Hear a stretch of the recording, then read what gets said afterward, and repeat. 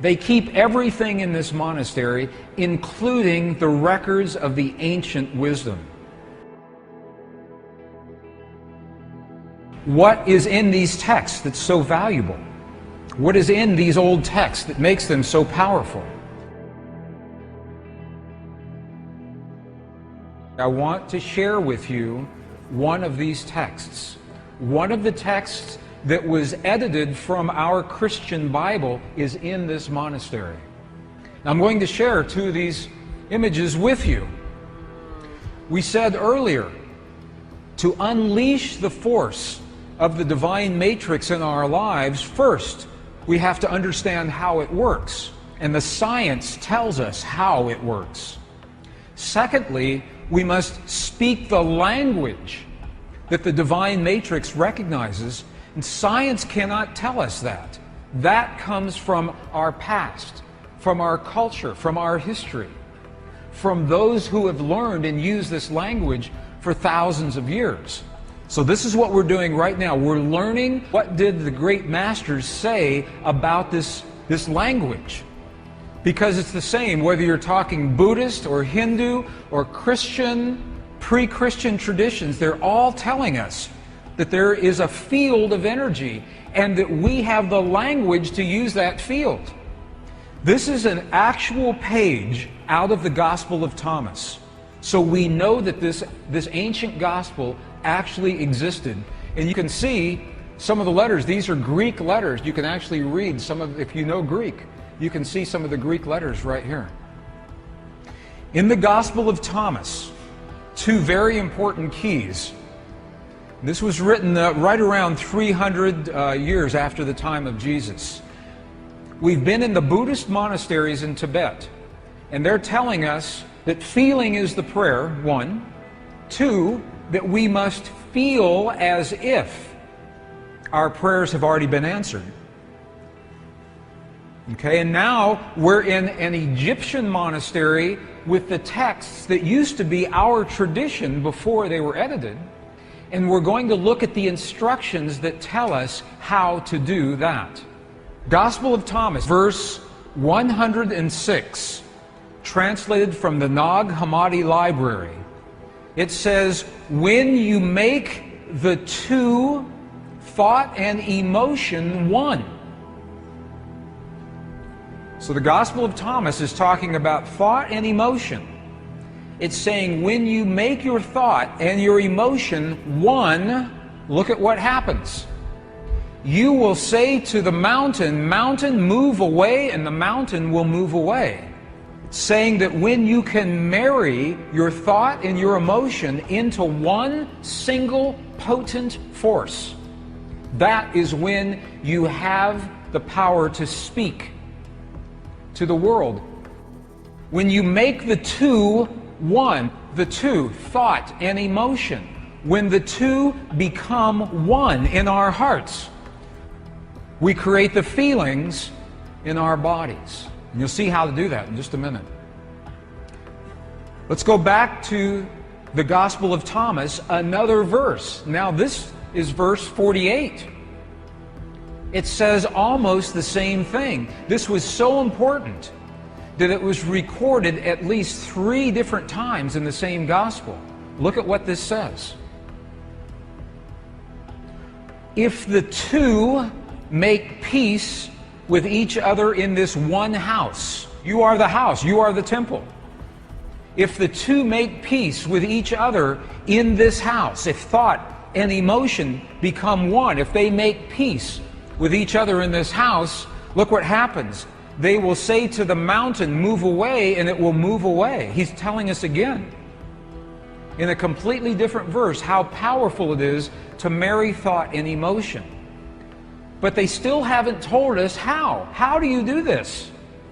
That's the next piece. In the early Christian Bible, your Bible today, there is a passage. How many have heard, ask and ye shall receive? Have you heard that before? Ask and ye shall receive. Have you heard that? I know people that ask and ask and ask and nothing happens. Because the asking is not done with the voice. The asking is not done, please, please, bring this to my world. That's not asking. To ask, we must speak to the field, to the divine matrix, in the language that the field recognizes. In a language that's meaningful. The field doesn't recognize our voice, it recognizes the power of our heart.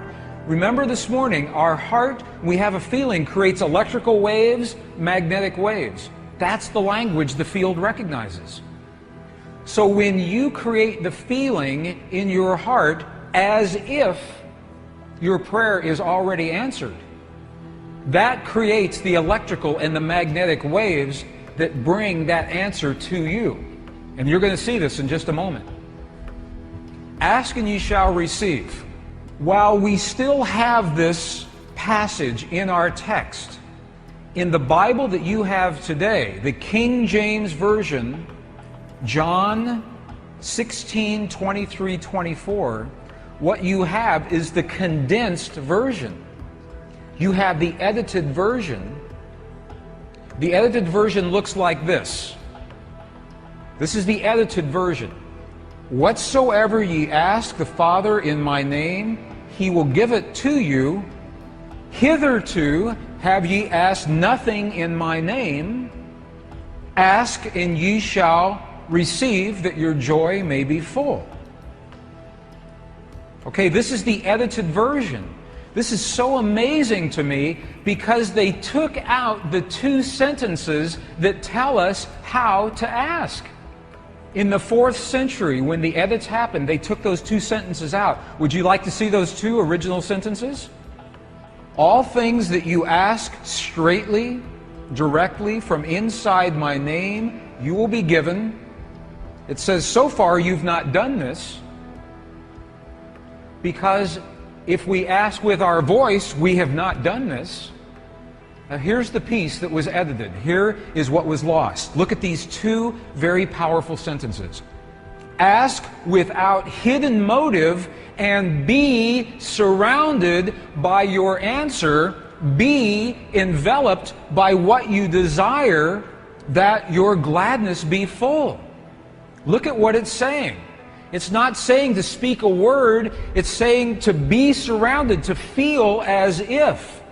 If you are surrounded, you are feeling as if your answer has already happened. Be enveloped. If you want the perfect relationship in your life, if you want the healing in the body of your loved ones, feel the feeling of what it is like as if that has already happened. Be enveloped by what you desire, because that is when your thought and your emotion become one. You think the thought of the healing in your loved ones, and you feel the love of that thought. They become one, and that is the language that this field recognizes. You're going to see an example of this, another example here in just a moment. Ask without hidden motive. What does that mean? Hidden motive. Ask without judgment. This is precisely what the Buddhists are telling us. Ask without the judgment of the right or the wrong or the good or the bad. Ask without the ego. Ask from the heart. Because to be, if it says be surrounded, that means to feel as if. To feel as if. Now, if that sounds too religious, because it's from the Bible, we spoke this morning about Neville. The philosopher Neville, early in the 20th century, his book, The Power of Awareness. Look at what he says. It's the same thing. Neville says, you must make your future dream a present fact now by assuming the feeling of your wish fulfilled, to come from the place that it's already happened. Have you seen martial artists when they demonstrate their focus by breaking a concrete block? Here is the secret to breaking that block. When the martial artist is focused on that block, the very last thing that they are thinking is about their hand hitting the block. Because if they think about that, they know it will hurt. So they focus on what happens after their hand has passed through the block, as if it has already happened. They focus on a place below the block and feel the feeling as if their hand is already in that place. That is a metaphor. That is an equivalent